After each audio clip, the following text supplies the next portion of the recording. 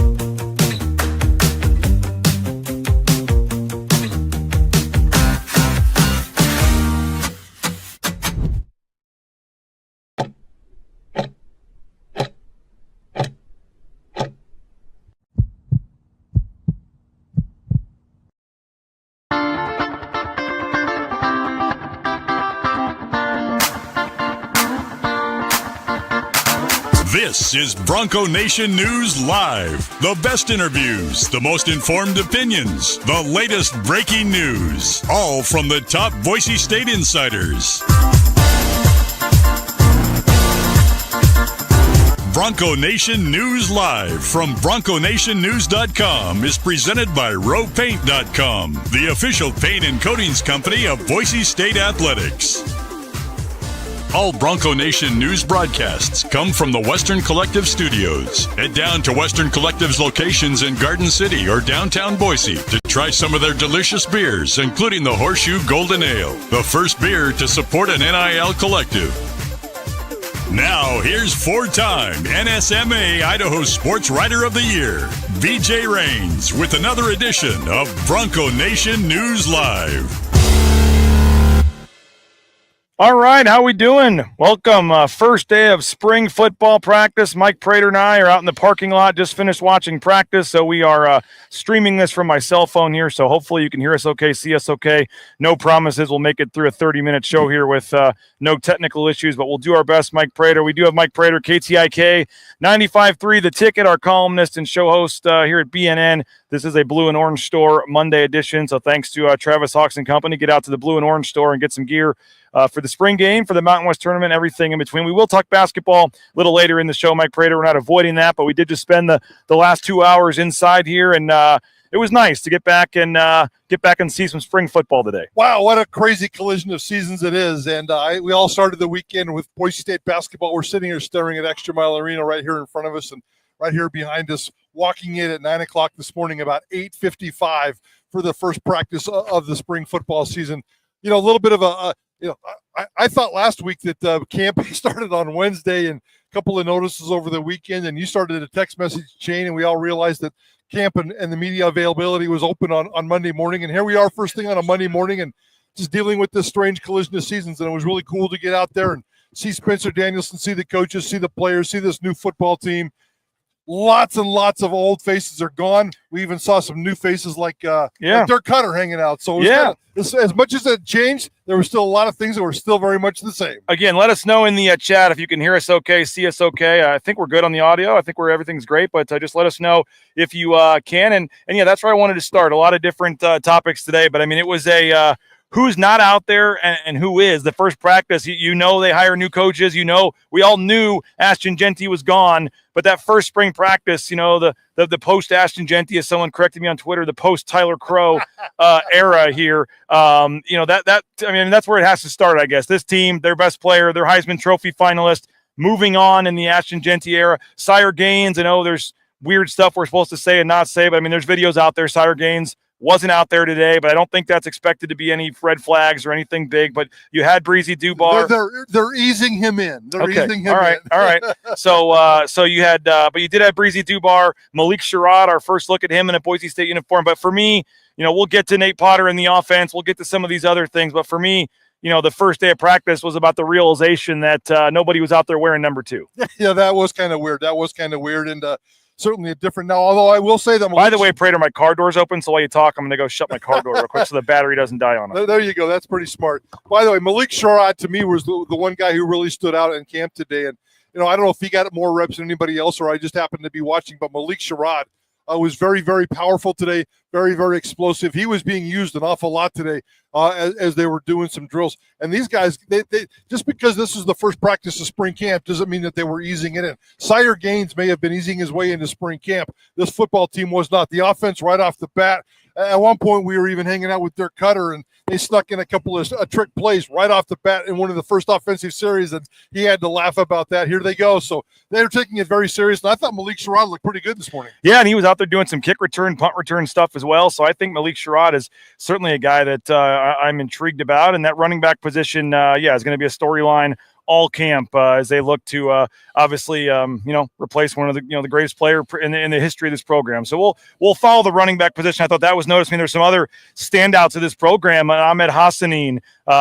Dirk Cutter even mentioned something about first time in 100 years, no Jonah Dalmas attempting a field goal. I mean, there's been some mainstay guys of this program for a long time. And again, we knew it was coming. But when you're over there watching the D-line group and you don't see Ahmed Hassanin over there, I mean, it still takes a little getting used to. Yeah, it is. And not only not seeing him, but not hearing him. He was such a vocal leader and so active and running around with so much energy. And there were some of those guys today.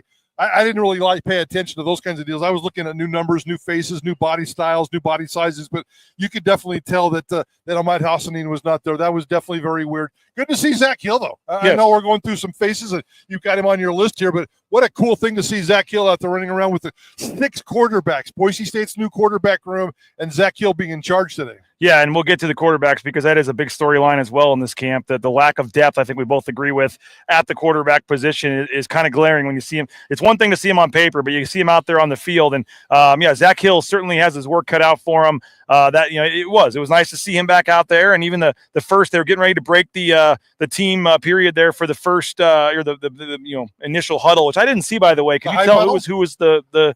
I did not. I heard it, but I did not see it. The first string practice without Hassanin, Genty, Callahan, some of these guys. I was wondering who was going to be out there, but unfortunately there were some language I couldn't use to re-show the video. But we'll try to. I was going to say I didn't see who it was, but I heard a lot of F-bombs coming out of there. So somebody was mastering that. They got that part of spring practice down pat. We'll have to do some forensic analysis or something to figure out who was in the middle of that huddle. But after that, I did see when they were doing that. Zach Hill was kind of getting ready for his first official period as a coach back here as the quarterbacks coach, and he was talking to the guy about which way they're going to face the direction and all this. And I was kind of thinking about that. I mean, he was here as the OC quarterbacks coach for several years, and now he's back. And I don't want to say in a diminished role, but obviously not the OC. He's just focused on those 6 guys in that quarterback room. And I spent a lot of time watching them in practice today and him working with. And I do think I know a lot of times you want the QB coach to be the OC. There is a lot to that, but I do think the fact that Zach Hill can focus on those 6 guys really and nothing else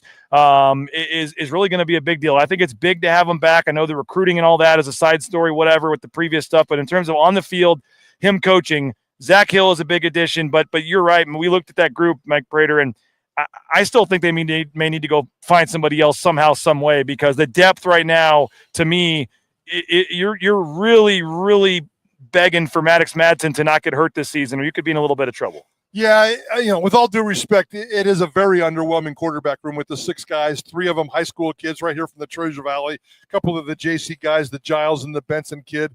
There's no way both those guys are going to be good. We'll see which one kind of emerges and kind of threatens. Caleb Annette had a decent-looking arm today. Cutforth had a decent-looking arm, but it's really, really scary. But as we were talking about Zach Hill, BNN threw a little VIP sponsorship party on Saturday night, and I got a chance to hang out with Riley Smith for about 10 minutes. It's like put him in a corner, and we talked a little ball, and he knows Zach Hill, obviously has worked with Zach Hill here at Boise State. And we talked, he's already met with Zach Hill a couple of times since Zach Hill has come back. They had a couple of lunches and been hanging out a little bit together. He says the time that Zach Hill has now is strictly in charge of 6 quarterbacks, the quarterback room. He doesn't have to worry about the offense. He doesn't have to worry about play calling. He has to focus on 6 quarterbacks. Riley Smith thought that was going to be his strength, and they could really tap into the fact that his job was so focused. So Zach Hill has proven to be a good quarterback guy, a good offensive guy, and maybe eventually he'll get there, but he's in charge of 6 dudes. Riley Smith says that's a good idea. Again, he's Mike Prater, host of KTIK 95.3 The Tickets, Idaho Sports Talk. You can see that 3 to 6 weekdays. My name is BJ Rains here on BNN. Mike joins us every Monday. If you're watching this, it's 11:13 local time, so we were in the indoor facility right here behind us watching practice from 9 to 11, so that's why the show's a little delayed today. And also wanted to get the angle with the crane in the background, Mike Prater here, because they are hard at work. You can even see some, the first pieces of the structure starting to rise a little bit. And that's going to be, as a side story all spring and summer, to watch that thing start to take shape. It's going to be fun to see. Yeah, I like that stuff. I'm one of those weird guys that I have the same commute every single day. And if they're building a hotel about halfway through my commute on some kind of random street, I check it out every single day to see what kind of progress they've made. We'll definitely be doing that for this next 5 weeks as Boise State gets spring camp underway here. All right, we mentioned Zach Hill on the offensive side. On the defensive side, Frank Maile back as well. A former defensive line coach here, went on to Washington State for a couple years and now is back. And he was just a beloved coach from any D lineman that you talked to that played for him or knew him. And he did some tremendous things as a D line coach with his past and some of his previous stops and things as well. And this new rule where you can have the unlimited coaches, for me, is just a game changer to get guys like Frank Maile back. He is listed as a I had to check it to triple check during the practice. What he's actually title is listed as defensive analyst, which in the past a defensive analyst watched tape, sat up and didn't even come to all the practices, or maybe watched tape and then gave their thoughts on a notepad to the defensive coordinator or whatever with what he saw. Now you can have unlimited coaches out there. So Frank Maile, they can call him whatever they want. He's basically an assistant D-line coach, or the D-line coach, to be honest. But him and Eric Chenander together coaching that D-line at practice today, and I saw a lot of Frank Maile doing the talking, which was allowing Eric Chenander to kind of step back and kind of evaluate and watch and kind of see things from a little different angle. And he was certainly jumping in there and saying stuff, but I think that dynamic of Frank Maile being back as a on-field coach, as an analyst, whatever you want to call him, he's going to have his fingerprints all over that D-line, and I think that's maybe an underrated addition this offseason. We love Frank Maile as a person and as a coach, and he has this aura, he has this presence about him, and just to see him back doing his thing is really, really cool. Brilliant football mind and a really good dude who carries this really cool vibe. I noticed today, you and I were talking, and I had forgotten about that one, so I went to focus on him specifically after you and I went and talked. And Chenander's out there he stayed on the field almost the entire time, working X's and O's and going here and there and kind of being the DC guy. And Maile spent a lot of time over on the sideline talking to players that weren't even out there. If they had a starting 11 on defense and 4 or 5 defensive linemen out there, he was over here at the sideline talking to a lot of these guys, getting in their face in a really positive way. It's the Polynesian love factor, and he certainly has that. So coaching, one-on-one, really intense, really getting into it. It was really cool to see Frank Maile out there today. We're kind of bouncing around here at my notes. I should have done all offense and all defense, but I guess we'll just kind of go back and forth here. But a couple of things to note is, as expected, Boomer, the UCF kicker, not here. Jaden Mickey, the Notre Dame DB, right, also is not here. I know you have a list of some guys in terms of, but those 2 transfers in particular both have a chance to have, I think, decent roles. I think the UCF kid could end up being the kicker this year. Not here, though, so you're not going to see any clips or anything of him. Yeah, no, 6 guys will join the team in June that are not here right now, but 25 new guys today. I did keep it for the first day of practice. I'm not sure why. Maybe I need to be dinged for this a little bit, but I spent a good 10, 15 minutes looking at kickers. And, Reeser's got a big, nice, strong leg, and he's going to be just fine. I have no idea how accurate he's going to be, and I think that's going to be an issue. I did see Podesta, the other kicker, and it's kind of funny. He's the Australian dude, but he's not the Australian punter. He comes from a background of rugby. So we got James Ferguson Reynolds, the Aussie punter with a mullet, and now we got Podesta, which is the Aussie rugby player. He's like the 30-year-old or whatever? Yeah, with a 30-year-old with a ponytail. So, the 2 Aussie guys, a ponytail halfway down his back. So have not had a chance to talk to Podesta, but he is here as a kicker punter, not a punter kicker. And I think he could be the kickoff guy maybe too. Yeah, they were both rotating a lot today. So Reeser and Podesta were out there doing their thing, and again, we'll see how that plays out, but it was very, very weird not to see Jonah Dalmas. And we were down at one end of the floor and one end of the field, and at the other end, all it took was you didn't have to look where it was. You just heard Stacy Collins yelling, and I said, "Spring practice is back, baby." Yeah, it is, and we will hear that booming voice in our heads for the next few months. He made sure. I know Dirk Cutter pointed out. I said that's a veteran thing to do. But the very first kind of time they were running out there as a team, he didn't like how they jogged onto the field, so he made them come back off and jog back on as a team together. Yeah, and the second time they didn't jog; they sprinted. The first time they jogged, and that's what Stacy said. We are not starting bad practice habits right now. Going back to the sideline, sprinting back out on the field. That was a pretty cool thing. I'm not sure I'd have noticed that if it wasn't for Cutter standing there, noticing the kind of little things you see in practice sometimes. Dirk Cutter seemed pretty relaxed, just getting to come back. I know he's still technically an analyst, but he just kind of comes and goes as he wants. But he said he enjoys watching practice. And even the 5 minutes we were standing there, we learned about 5 nuggets. It's pretty easy to understand that the guy knows what he's talking about. Yeah, but let's not give him too much credit. First of all, it's Dirk Cutter, and the only reason he was at practice today, because he doesn't have to be at practice every day, he's coming here for the gym because he was too cheap to buy his own damn gym membership. So he said he walks over or rides over. I'm not sure what he does. Maybe jumps on a bike and comes over here to Boise State and still works out. I'm kind of joking. He likes to still be around with the fellas. He said he's going to go home every day and watch all the film and do all that stuff. So film junkie every single day, practice junkie every day. But yeah, he put in a quick workout this morning here on campus, popped over to practice and hung out a little bit. It was good to see Dirk Cutter. Hey, we'll keep this discussion going on spring football. Also, we'll get to basketball a little bit later. If you have any questions or comments of what we saw practice today, let us know. But do want to thank a couple sponsors that make this show free of charge for you to watch here on YouTube. Starts with our title sponsor, rowpaint.com, Andy Rowe and Company. We appreciate them. All your concrete coatings, your interior, exterior painting, all your painting needs. Make sure you please hit up our title sponsor, rowpaint.com. Can't recommend them enough. TacoBellWorks.com as well. If you're looking for their website to find out about the charitable giving efforts, they've committed $400,000 to student-athlete scholarships at Boise State for the men's and women's basketball teams. They just the Nicolason family, SM Management, do a tremendous job giving back, and we appreciate them. And they are hiring, so if you need a job and get more information, or just stop into a Treasure Valley Taco Bell location today. Idaho Central Credit Union, ICCU.com, always appreciate them as well. And they were one of the first to step up in the NIL game with Tyson Degenhart and, kind of help keep him around so you can return the favor. Mike Prater's an ICCU guy. I'm an ICCU guy. And we didn't really realize, we thought our previous bank, it's great. Why would we want to switch? We're happy we made the switch because you find out pretty quickly just how much better Idaho Central Credit Union is. So ICCU.com, make sure you check them out, or there's a branch as well, pretty much every corner around the Treasure Valley. Hey, Hope, yesterday you picked up your $2 hot dog and fountain drink from Jackson's. $2 a hot dog and fountain drink at Jackson's when the Broncos score 70 points the rest of the season here using that Let's Go Rewards app. They throw in a banana as well, so that'll be in effect for the postseason here as well moving forward. So whenever the Broncos get 70, you get a hot dog and fountain drink 2 days later. And don't forget, 99-cent coffee anytime, any day, using that Let's Go Rewards app. Hey, Snake River Pool and Spa, Patio and Game, thespateam.com, whether it's a sauna, whether it's a pool table or dartboard or a spa, they got you covered. 4 locations, Twin Falls, Boise, Meridian, Nampa, been around since 1978. You can check them out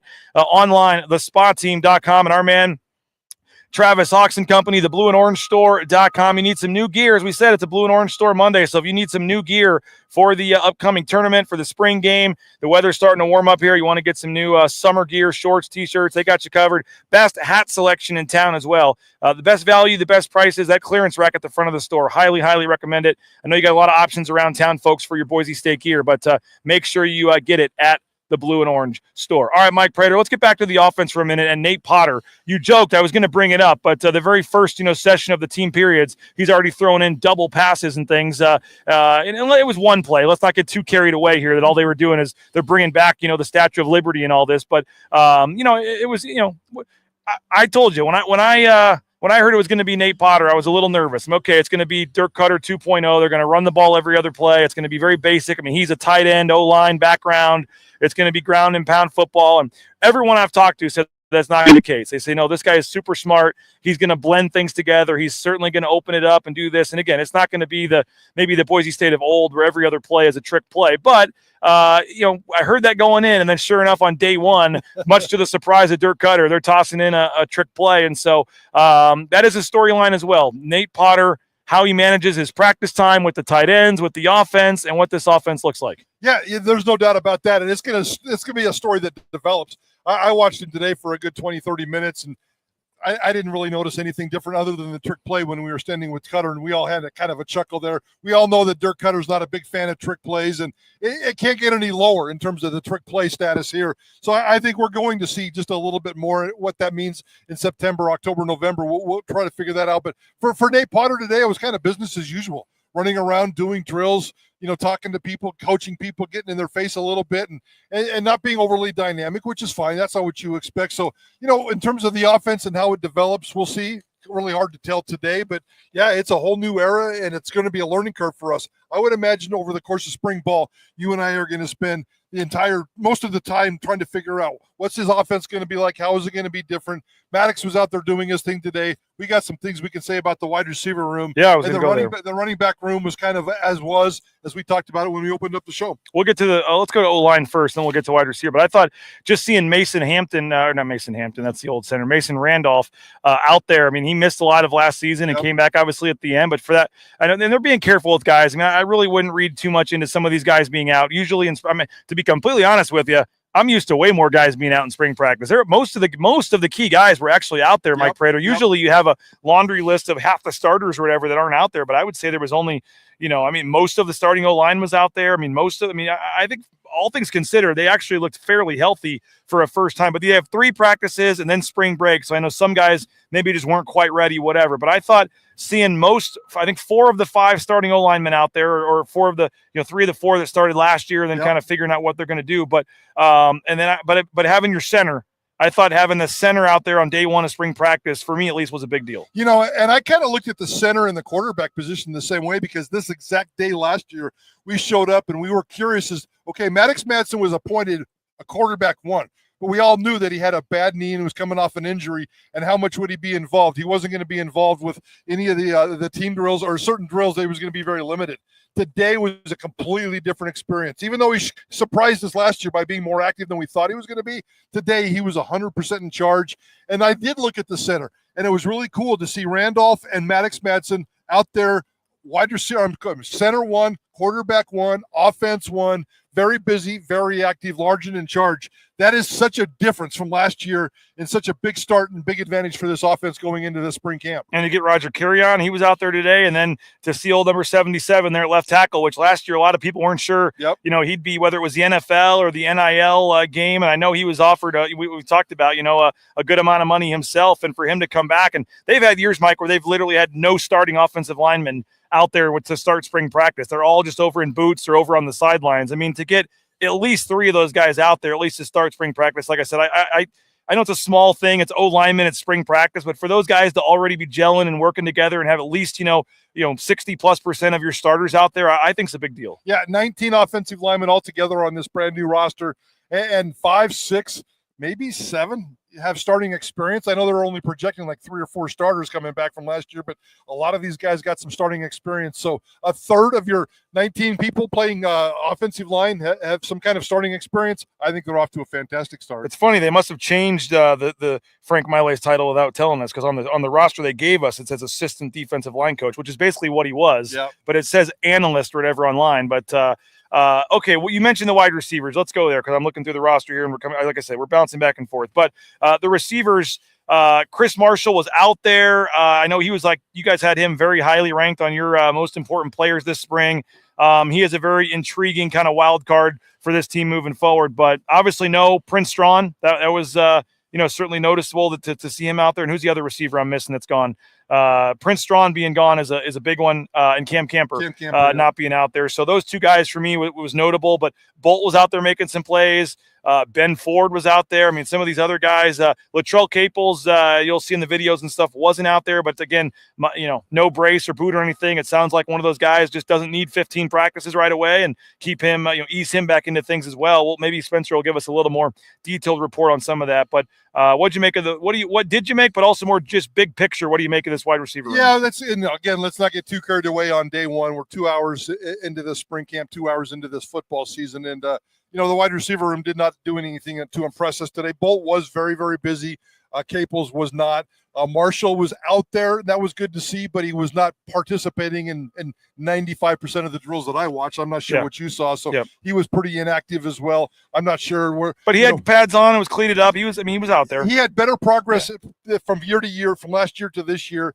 And by all accounts, he's in a better place. Last year, we know he had that high ankle sprain against Oregon. We've talked about that ad nauseum. And he just had this long season of just not being able to get healthy. I think he took some time away from the team a little bit. And by all accounts, now he's in a good place and he's healthy, and they're just going to ease him in. Yeah, he was important on our list on our radio show because I still think Boise State needs a wide receiver one. It's not going to be Bolt, I don't think. I don't think it's going to be Caples. I think potentially Chris Marshall, who, tell me if I'm wrong, the only 4-star on this roster? Yeah. He's the only 4-star on this roster. By some services, he was 5-star at one point, So, that's the one kind of guy you got to depend on. So if Chris Marshall can emerge, that we certainly didn't see that today. Ford, I saw Wilkie getting some passes out there, a couple of other young kids that I hadn't got a chance to see yet right now. So we'll see how it plays out. The passing game, when they were doing one-on-one drills or team drills with passing, very active passing game. But I didn't see any wide receivers standing out. No, a couple defensive plays.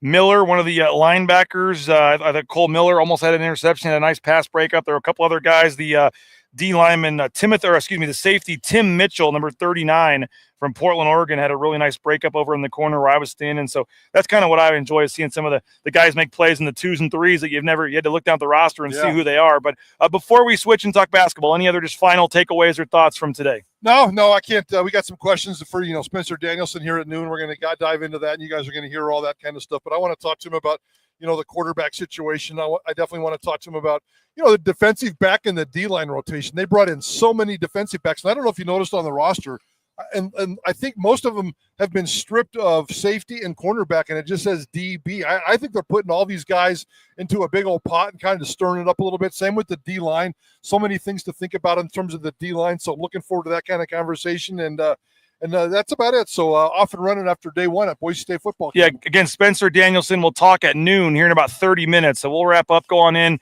and talk to Spencer Danielson. You guys will have all that audio on Idaho Sports Talk today, 3 to 6 o'clock. And then we'll get the file that we're not streaming it live today because we've got to get over to Leon Rice right after at 1. But we will get the video posted to our YouTube channel this afternoon. As I said, 3 to 6. They'll have him and Johnny and Bob will have full observations and thoughts from practice and more audio from Spencer Danielson, because we do have a lot of questions. First day of spring practice. But like I said, overall, I know there was Gaines maybe was a little surprised not being out there, a couple guys, but overall, there wasn't any kind of shocking, that guy's in a boot or, this guy's, overall, I thought, no surprise guys missing. Everybody was at least out there. I thought overall for day one, it was about just kind of as non-headline-ish as you could have hoped for. The only thing that was shocking to me, and this is pretty irrelevant, I kind of see this coming, and I was joking with Cutter. When Cutter was here in 98, 99, 2000, there was like 8 or 9 coaches. There was like a trainer and a half.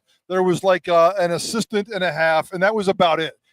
When we showed up today, the equipment manager has 21 student managers now, the support staff, the student staff. There's probably 97 football players out here on this roster. That's how many they have right now. I'm going to guess that they have 67 support dudes. It's crazy how the Boise State football family, the people that are out there on the field running around, it grows every single year. I think five alone with nutrition. Yeah, it's crazy. It's absolutely crazy. The army of people that are surrounding themselves and working with Boise State football right now. I think it's as many as the football players themselves. It is that's why they start making us wear passes on the sideline, because there's so many people on the sideline there that they got to figure out who everybody is now. Yep. But all right, so Spencer Danielson talks at noon. They got Wednesday and Thursday this week. They will have practice. And then spring break. And so this was kind of our one big day to talk football, here, at least here on BNN, heading down to basketball tomorrow. So we'll have Mountain West tournament coverage, and then you have spring break. And then when they come back for that 4-week session, we'll be full go with watching every practice and having interviews and things like that. So Spencer Danielson at noon,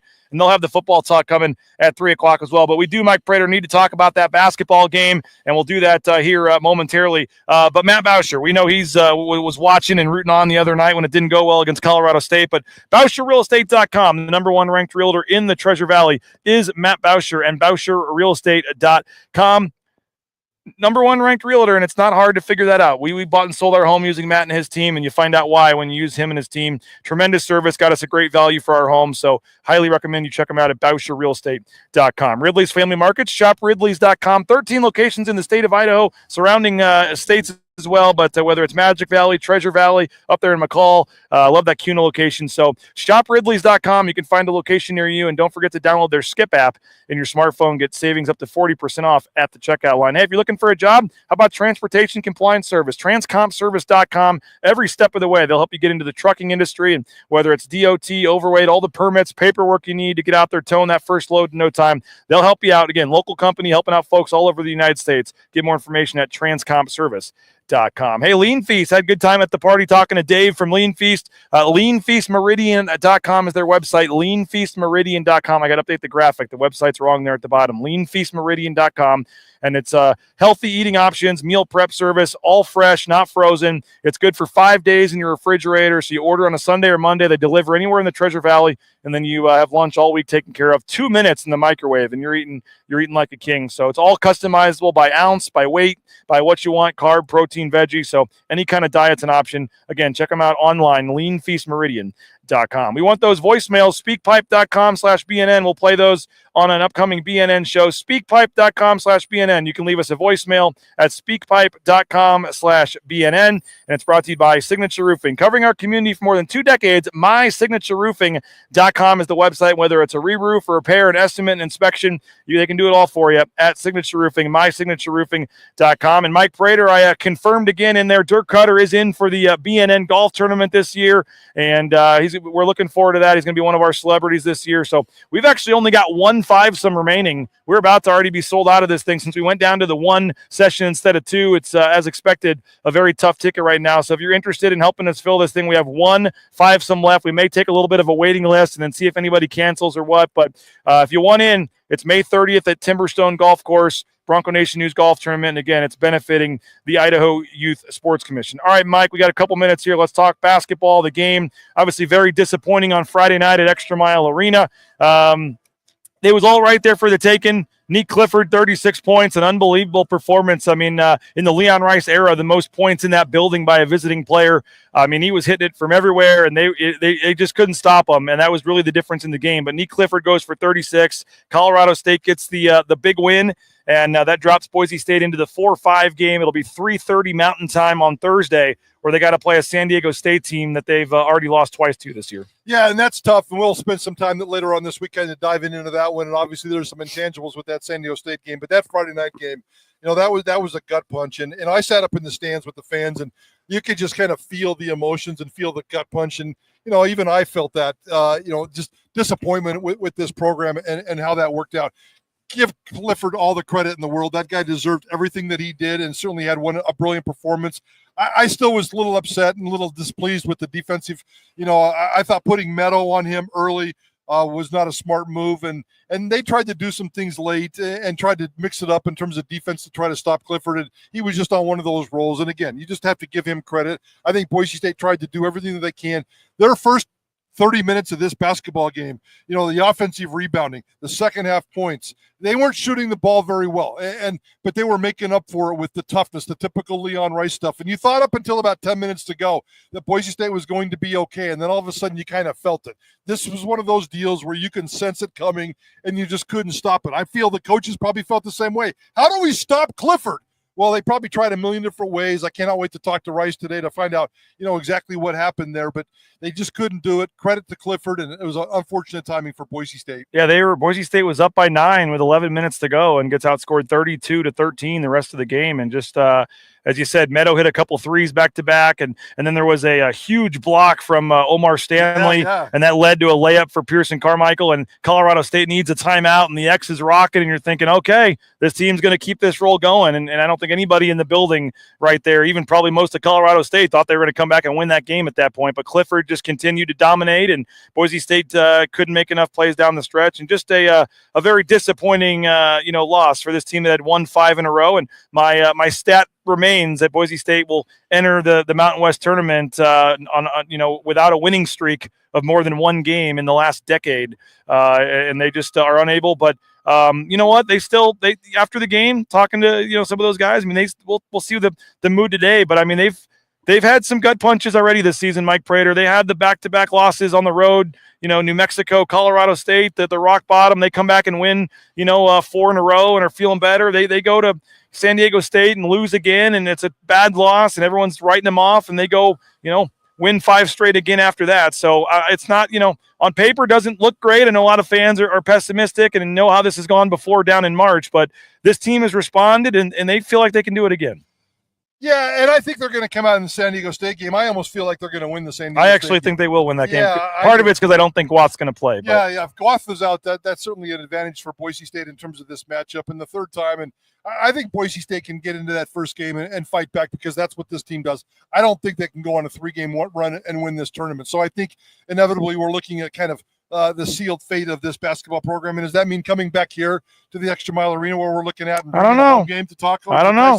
I know you threw out some other Vegas tournaments and some stuff there, and I know that there's more exciting postseason options. And just getting Tyson Degenhart some games is very, very important. So we'll see how that plays out. I know you're all over it, but I just don't see them getting to the NCAA tournament at this point, and that's a frustrating feeling. And I think that was part of the emotions on Friday night. It was very tied to that, and you knew what the consequences were. So, again, Leon Rice, I think he's going to come back. I think he's going to beat San Diego State, but I'm not sure if he can go back on a Friday and a Saturday and turn 3 wins into this sucker and see what happens. But, hey, Leon Rice teams have fought back before. I do think if they can win 2 games, so they can beat New Mexico and at least get to the championship, they're at least going to have hope on Selection Sunday. I'm not saying that they would get in, but I mean, I think Jerry Palm still has them as the last team in right now. The thing is, if you're an at-large team, that means you have another loss coming. You're going to lose. If you don't win the tournament, you're losing at some point. So another loss, that could just be lip service, and he's going to drop them down as soon as they lose. Yeah. Lenardi, I think, still had them in the first 4 outs. I mean, they're at least still hanging around. I don't think that killed them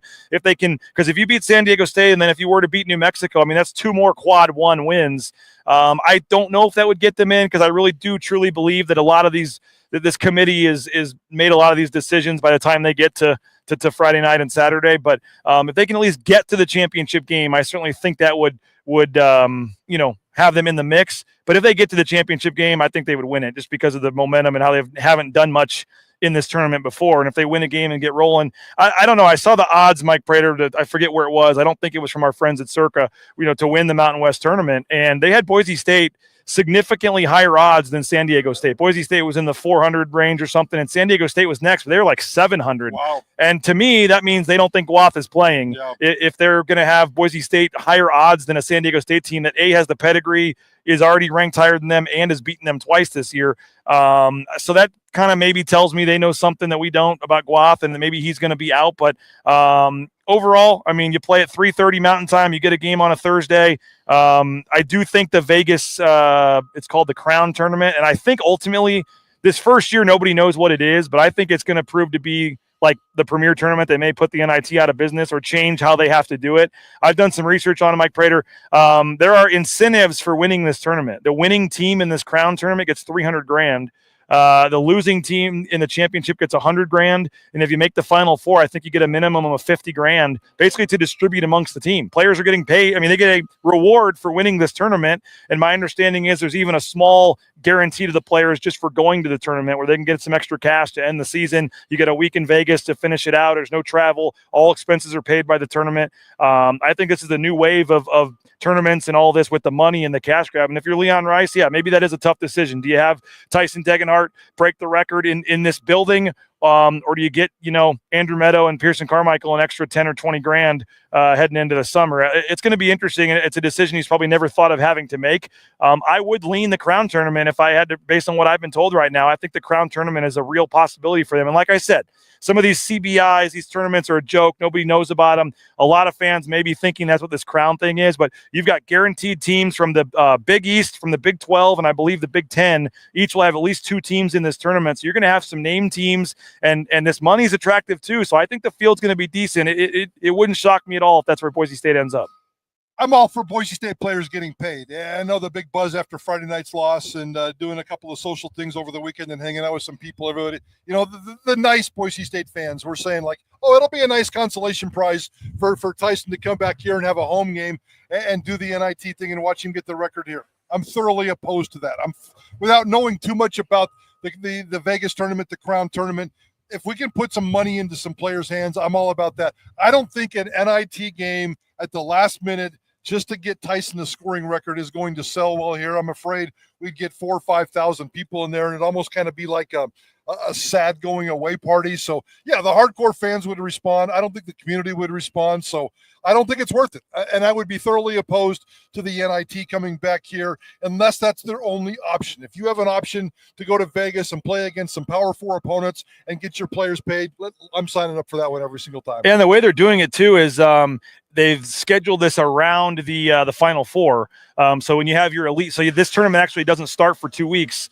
They let the tournament play out a little bit, and then once they have that Elite Eight Sunday where you have your Final Four teams, this tournament starts on Monday, the next night. Nice. You get 4 games Monday, 4 games Tuesday. You get your Elite Eight kind of on Wednesday and Thursday, I believe, and the Final Four is in New Orleans this year, I believe. No, San Antonio. Final Four is in San Antonio, and those games start on Saturday at first game's 3:30 in the afternoon. Yep. The Final Four for the Crown is actually like at 10 and 1. It leads into the Final Four, and then the championship game for the Crown is on that Sunday before the national championship game on Monday, and the Final Four and the championship game are on Big Fox as well. The whole tournament is on FS1, but the semifinals and finals are on Big Fox on the day of the Final Four and then the Sunday after. So Fox put this thing together so you get primetime TV exposure, power opponents, and money's involved. I know it's new, but I do think this tournament has a chance to become a really competitive team tournament that people would want to go to. So we'll see. I know fans don't want to think about that. They want Boise State to go on some magical run here and still get in. But we're a week from right now, Mike Prater, we'll know. I mean, it's crazy. This is championship week, and I'm heading to Vegas tomorrow, and we'll have Mountain West tournament games. The women, by the way, congrats to them. They won against Nevada yesterday, and Gordy Presnell tied the record for Mountain West women's tournament for coaches wins as well. And so he's going to try to set the record against the number 1 seed today. They play at 1:00 against UNLV, which is going to be a tough task. But they won their first round game. And we'll see what happens. But fun week coming, football, basketball, but certainly all eyes will be on Vegas here in a couple days. Love this collision of seasons, and it is football and basketball. I cannot wait to see how Boise State basketball responds on Thursday, and can't wait to talk to Spencer Danielson later on today. A couple more press conferences, a couple more practices. So it's going to be a fun week, BJ. And by Sunday, as you said, we'll have ourselves a bracket, an NCAA tournament field, and let's see where Boise State ends up. All right, I told you 30 minutes. We're at 41, so I'm sure you're shocked that I went over. But appreciate you, Mike. We got 15 minutes to get over there and get in for Spencer, and then Leon Rice talks after that. So follow our Twitter feeds and stuff. Plenty of news and notes to come. And then 3 o'clock today, Idaho Sports Talk. They'll have Leon Sound, Spencer Sound, all the news, notes, nuggets from practice today for football is spring day number 1, a holiday in this town. And it was kind of fitting that it came after a tough loss for the basketball team, that folks can get excited here about football, but still reason I think to be excited about basketball, and we'll see if they can make a run down in Vegas here in a couple days. So appreciate you guys for checking us out. Thanks to all of our sponsors. Listen to Johnny and Prater today at 3 o'clock. Jay Tuss and I will be back at 9 a.m. tomorrow. And again, check our YouTube channel later today. We'll get the videos of Leon and Spencer posted as well. So have a great rest of your Monday, and we'll talk to you 9 a.m. tomorrow. Bronco Nation News Live, BroncoNationNews.com. Bronco Nation News is presented by our title sponsor, RovePaint.com. Our major sponsors, Idaho Central Credit Union, Taco Bell, Lithia Ford, the Blue and Orange Store, Jackson's, and our contributing sponsors, Signature Roofing, Western Collective, Snake River Pool and Spa, Transportation Compliance Service, Boucher Real Estate, Ridley's Family Markets, Circa Las Vegas, Lean Feast, and Timberstone Golf Course.